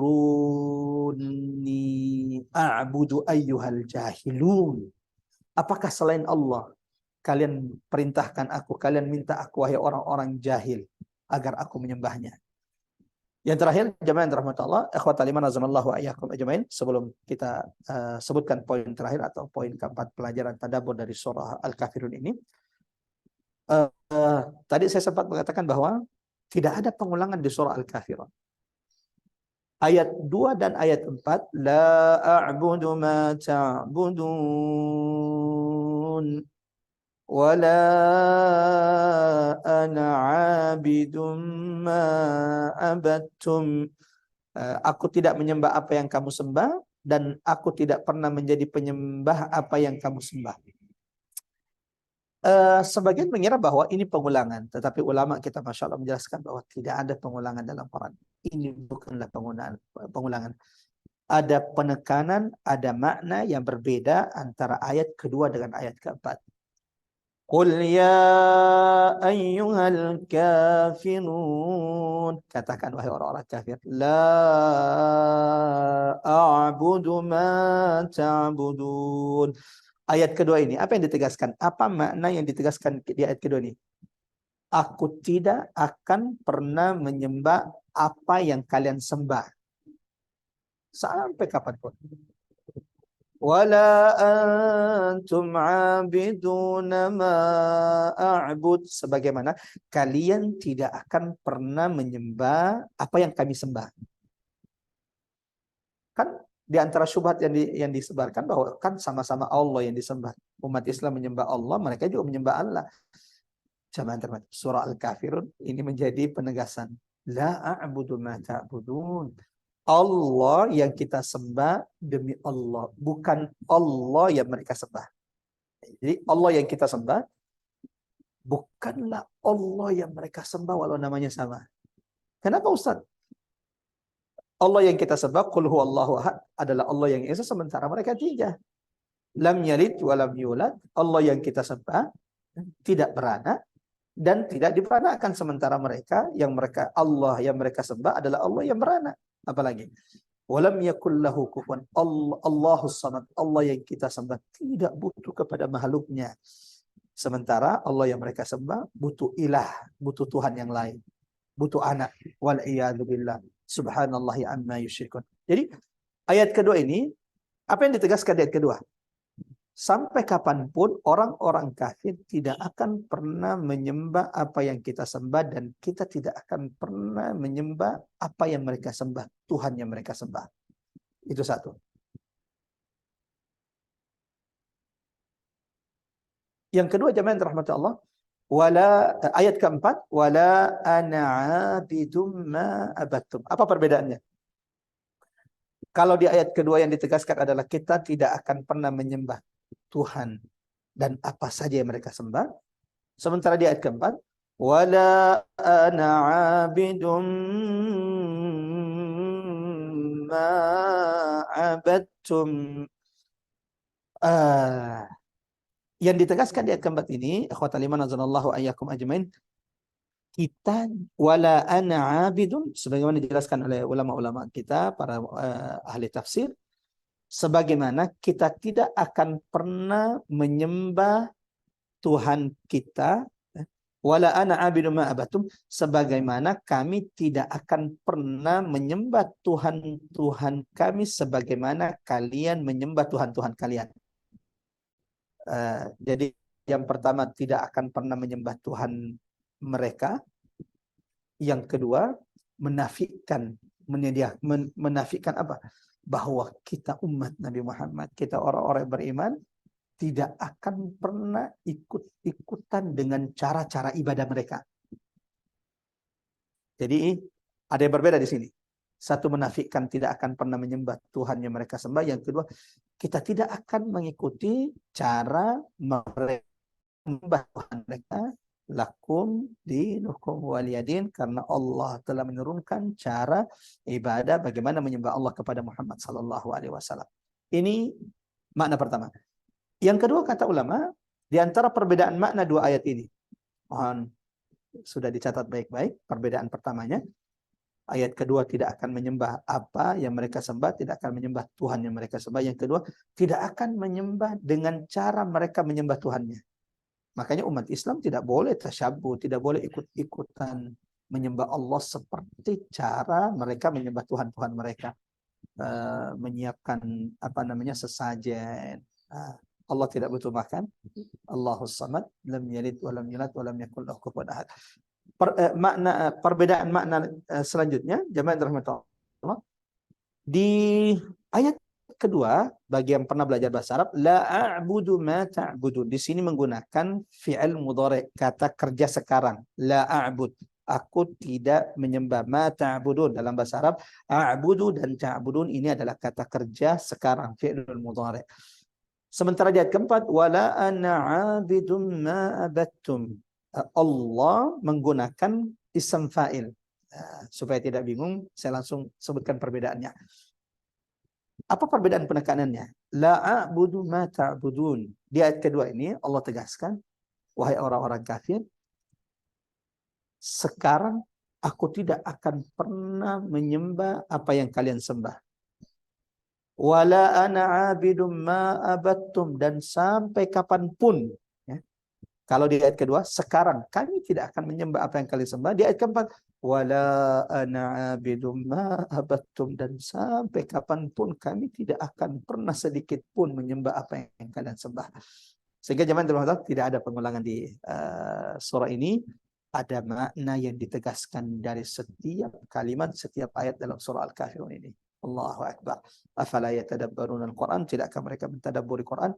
Seandainya Quran ini datang dari selain Allah, la wajadu fihi ikhtilafan katsira. Terakhir, jemaah dirahmati Allah, lakum dinukum waliyadin. Ini puncak penegasan dalam surah ini, agar umat Islam, agar umat Nabi Muhammad sallallahu alaihi wasallam berlepas dari segala bentuk kekufuran, lakum dinukum waliyadin.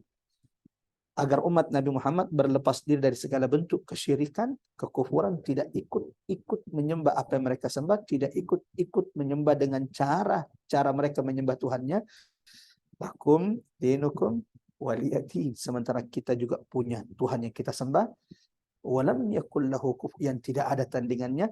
Sementara kita umat Muhammad waliyadin, kita juga sudah punya cara bagaimana menyembah Tuhan kita. Jangan pernah campur adukkan cara menyembah Tuhan mereka dengan cara menyembah Tuhanmu.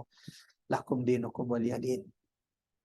Dan sebagai penutup dari surah ini, jemaah dirahmati Allah, sebagaimana surah ini menegaskan kepada kita bahwa kemurnian iman tidak akan pernah kita rasakan sampai kita sudah total meninggalkan kekufuran. Allahu Akbar. Mudah-mudahan pertemuan hari ini, tadabbur surah Al-Kafirun ini sudah memberikan pencerahan kepada setiap di antara kita. Mudah-mudahan surah Al-Kafirun, jemaah dirahmati Allah, sebagaimana sabda Nabi, innaha bara'atun minasyirik. Allah mampukan kita memahaminya dengan baik. Allah mampukan kita mengamalkannya. Tidak ada orang yang mengamalkan surah ini kecuali kalau hari ini dia mati, setelah dia mengamalkan surah ini, setelah dia memahami surah ini, setelah dia berlepas diri dari kesyirikan, maka ia mati jauh dari kekufuran, ia mati jauh dari kesyirikan. Bahkan ternyata Nabi menganjurkan kita membaca surah ini sebelum tidur. Kalau ada orang baca surah ini sebelum tidur, lalu kemudian dia meninggal dalam tidurnya, innaha bara'atun minasyirik, ia mati dalam keadaan ia telah memohon berlepas diri kepada Tuhannya dari segala bentuk kesyirikan. Mudah-mudahan bermanfaat. Seperti biasa, kita baca surah Al-Asr, lalu kita tutup dengan doa kafaratul majelis, mengingat saat ini sudah masuk waktu salat asar untuk Bone dan sekitar. Kita sama-sama baca surah Al-Asr. Saya minta kepada Mbak Ari mengaktifkan mikrofon dan mengajak kepada seluruh jamaah yang telah bergabung. Sama-sama kita saling mengingatkan, kita saling berwasiat, sama-sama membaca surah Al-Asr. A'udzu billahi minasyaitonir rajim. Bismillahirrahmanirrahim. Wal 'asr innal insana lafi khusr illa alladziina aamanu wa 'amilus shalihati. Kita tutup dengan doa kafaratul majelis. Subhanakallahumma bihamdik asyhadu an la ilaha illa anta astaghfiruka wa atubu ilaik. Bahkan kepada Mbak Ari. Barakallahu fiik. Wassalamualaikum warahmatullahi wabarakatuh. Silakan Mbak Ari. Waalaikumsalam warahmatullahi wabarakatuh. Ada pertanyaan di chat nih. Waalaikumsalam. Ada pertanyaan satu di chat, boleh saya bacakan Pak Ustadz? Boleh, silakan Mbak. Pertanyaannya dari Bapak atau Ibu nih ya, Bapak. Mungkin Ibu ya, Ibu Andi Silviana Masri. Oke. Izin Ustadz untuk menyamakan persepsi, karena tadi joinnya telat. Tadi Ustadz menjelaskan tentang tidak boleh serampangan mengkafirkan orang lain, seperti yang kita sering dengarkan banyak saudara-saudari kita yang Muslim yang mengkafirkan pemimpin kita seperti beliau, apa ini maksudnya, seperti beliau Pak Jokowi, dan tidak sedikit juga maaf yang sering serampangan saudara-saudarinya hanya karena mereka berbeda padahal belum meyakini atau hanya berasumsi atau karena kebenciannya terhadap saudara-saudarinya. Nah, terus kecuali memang jelas mereka lock out atau tidak mengesahkan Tuhan dan semacamnya. Kenapa ditanyakan seperti itu? Karena saya cukup banyak berinteraksi dengan teman-teman yang mungkin merasa agama kita ini menakutkan atau kurang rohim karena perbuatan oknum-oknum yang bermudah-mudahan mengkafirkan saudara-saudarinya yang bisa jadi sedang berproses. Secara kasarnya mengeksklusifkan diri dengan merendahkan saudara-saudarinya yang lain, apalagi mengatakan Ya, bahwa mereka yang dicintai Allah, padahal setahu saya Allah Maha Cinta yang cintanya bukan hanya pada mereka yang sudah sangat taat, tapi pada mereka juga yang sedang berproses. Walau alam bisawab. Silakan Pak Ustadz dijawab. ya, Masya Allah. Barakallahu fiik buat Dokter Silvi yang sudah menyampaikan pertanyaan ini dan mudah-mudahan ini menjadi pengingat bagi kita. Ya, kata kafir ini perkataan yang harus bijaksana kita pahami. Yang terbaik adalah mereka yang wasatiyah, pertengahan, menyikapi, menggunakan, mengamalkan, menyebutkan kata kafir. Ini bukan main-main. Kalau ada orang serampangan menggunakan kata kafir kepada saudaranya. Terlebih tadi seperti pada Bapak Presiden, la haula wala quwata illa billah, wala yajrimannakum syana'anu qaumin ala alla ta'dilu. Jangan sampai kemudian kebencianmu kepada kaum itu membuatmu tidak bisa berlaku adil, ya. Jelas saya berani mengatakan ini adalah sebuah kekufuran, kemungkaran kalau kemudian mudah mengkafirkan. Ya kalau memang beliau bukan pilihan kita di waktu Capres 2019 yang lalu, bukan berarti kemudian jamaah rahmatullah subhanahu wa ta'ala kita bermudah-mudah untuk kemudian mengkafirkan orang yang kita tidak dukung. Apalagi jelas Pak Jokowi, Masya Allah, beliau sholat, beliau haji. Kita itu diperintahkan menghukumi yang zawahir. Kita itu diperintahkan oleh Allah, oleh Rasulullah untuk menghukumi seseorang sesuai dengan yang nampak, dengan zahirnya. Kalau orang itu masih sholat, kalau orang itu masih puasa, kalau orang itu masih haji, maka dia adalah seorang muslim. Kalau kemudian ada yang dia sembunyikan, dia menyembunyikan, dia pura-pura, itu bukan urusan kita. Itulah kenapa ada hari kiamat. Supaya keadilan orang-orang yang tertipu itu akan terbelalak pada hari kiamat. Semua kedustaan, kebohongan itu akan terbongkar nanti pada hari kiamat. Ya, ini kita harus menghukum sesuai dengan yang zahir. Tidak boleh orang yang sholat, orang yang ke masjid, orang yang haji, nggak boleh kita hukumi sebagai kafir. Apalagi kalau cuma sekedar berbeda pendapat. Dan saya sangat sepakat dengan apa yang dikatakan Bu Dokter, karena di tempat kami ini minimnya pengajian, di Bone ini minimnya pengajian, lalu kemudian jarangnya ada majelis ilmu, sehingga tak jarang kemudian kata kafir ini digunakan teman-teman orang-orang yang ada di kampung untuk kemudian menuduh atau kemudian menghujat yang dia kemudian berbeda pendapat. Padahal mereka ini adalah masih muslim. Cuma karena beda pendapat kafir, memang kamu kafir itu. Padahal jamaah rahmatullah Allah nggak boleh serampangan. Kalau yang dikatakan itu kafir ternyata bukan kafir, maka kata-kata itu akan kembali mengenai kita. Itu satu. Sebagaimana kita juga harus pertengahan, kita juga harus adil. Jangan cuma bahas sisi ini. Sisi yang berikutnya adalah orang yang tidak mau mengatakan kafir kepada orang yang jelas-jelas kafir, maka juga ini bermasalah. Ini akan menjatuhkan dia kepada kemunafikan. Ini juga akan menjatuhkan dia kepada kekufuran yang sama. Kalau ada orang mengatakan Tuhan itu tiga, dia kafir tidak? Kalau ada yang mengatakan Tuhan itu tiga, kafir tidak? Kalau mengatakan, ya belum tentu dong, ya enggak kafir lah. Maka dia sendiri sudah abu-abu dengan agamanya, dia sudah tidak punya prinsip akidah yang jelas. Keabu-abuan dia itu, ketidaktahuan dia itu akan menjerumuskan dia kepada kekufuran, kesyirikan yang sama. Padahal Allah sudah tegaskan dalam Al-Quran, laqad kafara, siapapun yang mengatakan Tuhan itu 2, 3 dan seterusnya, sungguh mereka benar-benar telah kufur kepada Allah Subhanahu wa taala. Waliyadzubillah. Seperti itu kira. Jadi benarnya bagaimana sikapnya Ustaz? Ya, sikap yang benar adalah sikap pertengahan, ya. Mengatakan kata kafir ini tidak serampangan, menggunakan kata kafir ini kepada mereka yang bukan kafir, yang jelas-jelas, sebagaimana juga tidak menyembunyikan, tidak tidak istilah kita nggak ada istilah kafir, nggak boleh lagi digunakan. Gimana ceritanya?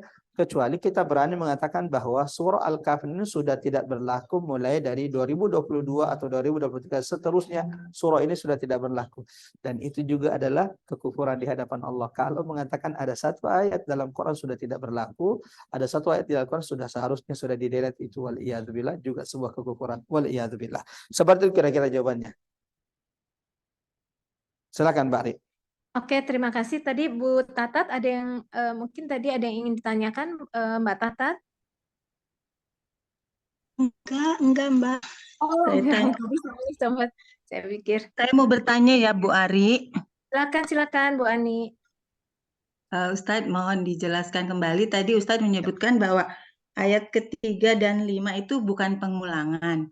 Itu tadi saya kurang jelas. Tapi itu yang pertama. Pertanyaan kedua, kenapa di dalam Al-Quran kalau diartikan per kata itu antum itu kok kamu ya Ustadz, bukan kalian ya. Kamu di sini artinya lebih dari satu orang ya Ustadz. Ya. Terus yang ketiga pertanyaan saya, dari ayat 3 dan 5 itu kok muncul kata tidak pernah, itu kalau dilihat kata-katanya kok mana yang menyebutkan tidak pernah itu sebagai tadabur atau tafsirnya atau gimana Ustaz? Kalau mengartikan satu-satu kata. Ya. Oke, Masya Allah.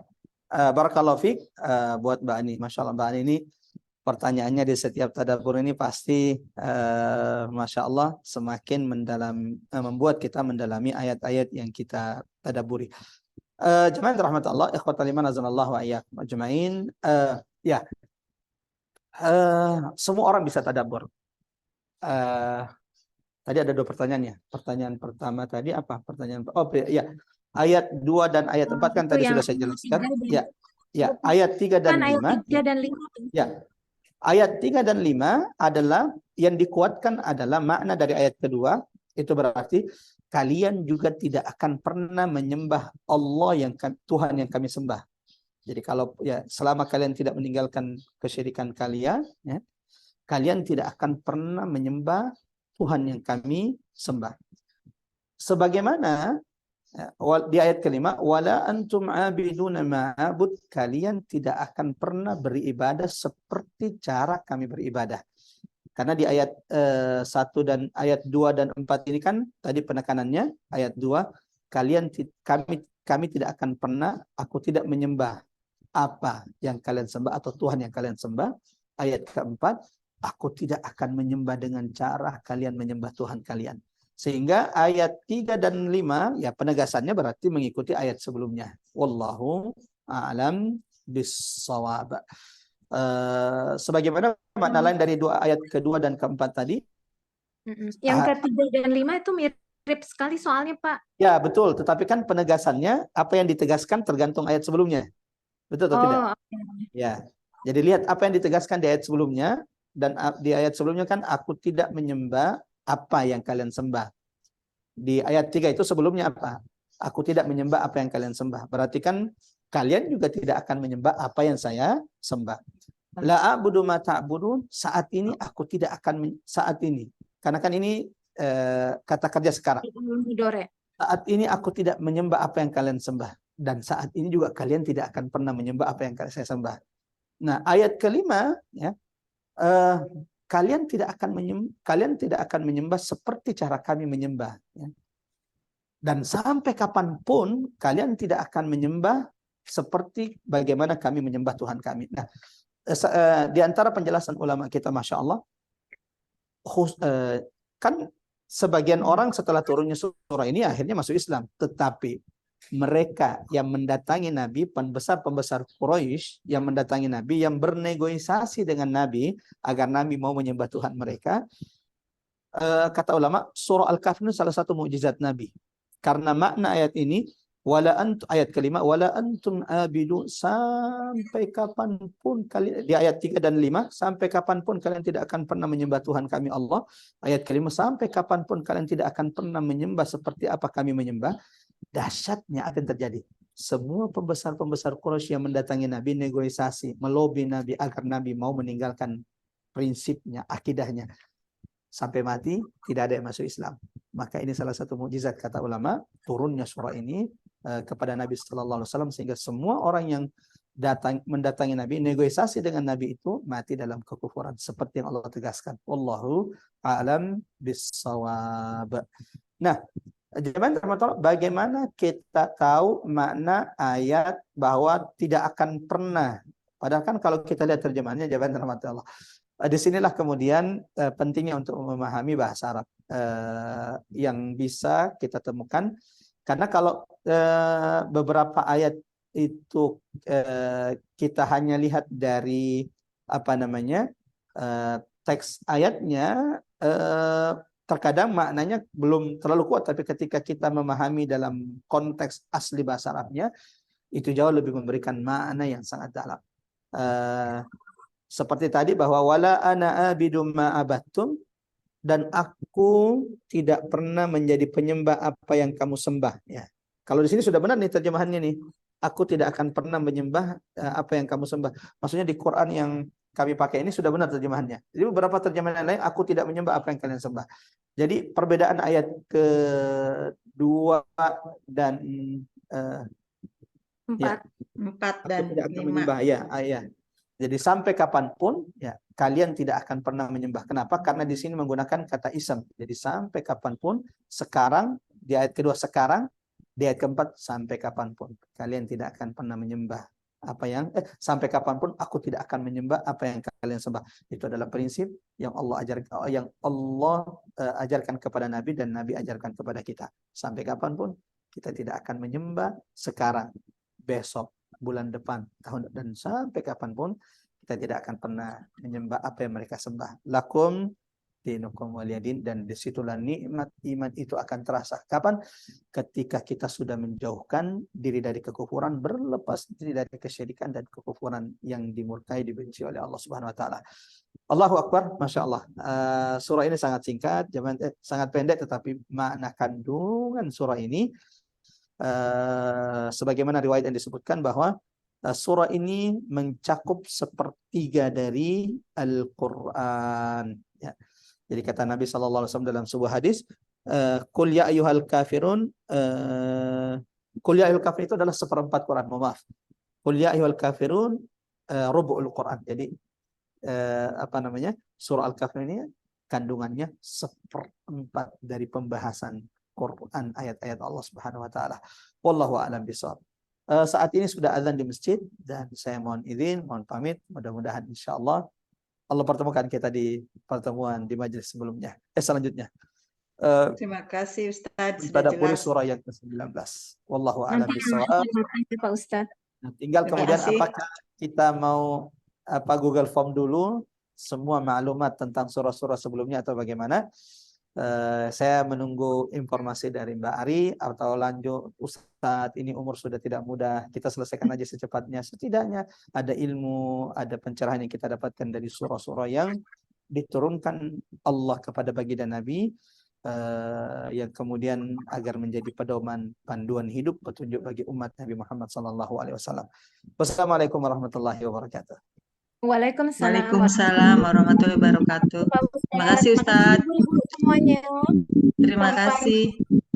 Sampai jumpa. Bu Ari, barusan pertanyaan Ustadz apa? Bu Ari mengulang atau gimana menerus?